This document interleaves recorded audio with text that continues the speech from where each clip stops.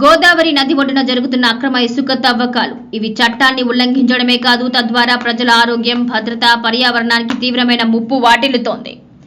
TGMDC నిబంధనలు పట్టించుకోకుండా నదుల మధ్యలోనే యంత్రాలతో తవ్వకాలు జరుగుతున్నాయి.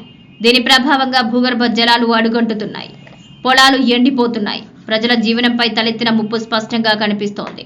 అంతేకాదు, గోదావరి నది పరివాహక ప్రాంత పేద ప్రజల ఆర్థిక స్థితిని పెంపొందించేందుకు సొసైటీల ద్వారా ఇసుక మైనింగ్ కు అవకాశం కల్పించిన ప్రభుత్వ లక్ష్యం సైతం అక్రమార్కులతో నీరు గారిపోతోంది.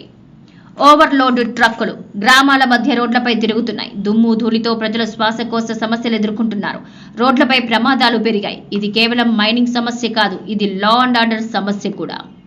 మైనింగ్ అధికారులు, టీజీఎండీసీ వారు చూస్తూ ఉండి కూడా స్పందించడం లేదు. బాధ్యత తీసుకోవాల్సిన పోలీసులు, రెవెన్యూ శాఖలు చేతులు దులుపుకున్నారు. స్థానిక నాయకులు, ప్రజాప్రతినిధులు తమకు అందాల్సిన ముడుపులు అందడంతో సదరు నాయకులు ఏమీ పట్టనట్టు వ్యవహరిస్తూ ఉండగా, స్వచ్ఛంద సంస్థలు ఇవి మనకు సంబంధించినది కాదు అన్నట్టు కళ్లు మూసుకుని ఉండడం బాధాకరం.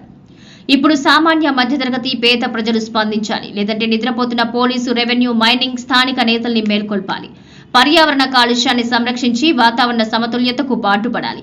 జల వనరులకు, జలరాశులను భవిష్యత్తు తరాలకు అందించేందుకు ప్రతి ఒక్కరూ నడుం బిగించాలి. లేని పక్షంలో మన భవిష్యత్తు తరాలే బాధపడతాయి. జల వనరులను నాశనం చేసింది మీ తరం అని మనల్ని నిలదీసే పరిస్థితి నెలకొంటుంది. అప్పుడు మనమే పర్యావరణాన్ని, ప్రకృతి ప్రసాదించిన వనరులను నాశనం చేశామని చెప్పుకునే పరిస్థితి ఏర్పడుతుంది. ఈ అక్రమ మైనింగ్ ను ఆపండి. ప్రకృతి, ప్రజల భద్రత కోసం ప్రతి ఒక్కరూ కలిసి పనిచేయాలి.